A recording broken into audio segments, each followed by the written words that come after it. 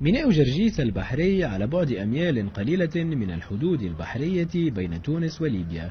أضرب صيادوه عن العمل بعد إيقاف نحو 70 منهم الأسبوع الماضي من قوات خفر السواحل الليبية.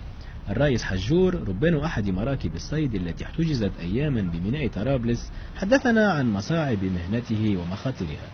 هذه المركب اللي تشدت اليوم الثاني، وتشدت في القرب من الحدود التونسية، وتهزت لطرابلس بالنسبة للمركب هذه. وقعدنا معنا كاك ما بطلناش الخدمة، نمشي وغادي وعطينا رواحنا للموت، وعارفين روحنا رانا ماشيين بنجيبوا الحوتة. كان جبنا الحوتة راه الناس كلها بتسترزق، اللي في البر واللي في البحر.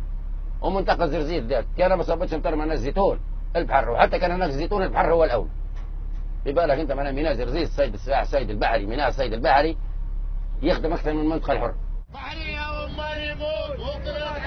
البحارة الغاضبون قرروا الخروج بمراكبهم وإغلاق المنطقة الحرة والميناء التجاري، مطالبين السلطات التونسية بالتدخل لتسوية جملة من مطالبهم العالقة، وعلى رأسها تراخيص الصيد ومسألة الضمان الاجتماعي والصحي. اليوم حتى الرخص اللي تعطت للناس وهي بطريقه عشوائيه وبالمعارف وتحت الطاوله، هذه يتم المراجعه نتاعها.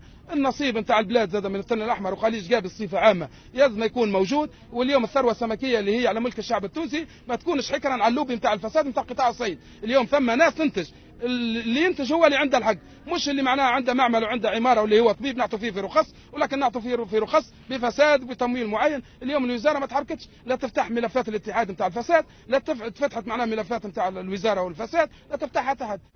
وأمام تواصل صمت السلطات عن مطالبهم، هدد بعض البحارة بهجرة جماعية بمراكبهم نحو المياه الأوروبية. صيادون يمثل البحر مصدر قوتهم الوحيد.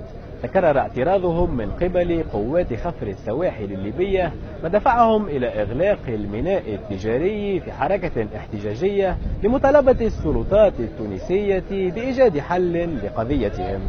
أيمن الرزقي، سكاي نيوز عربية، ميناء جرجيس، محافظة مدنين.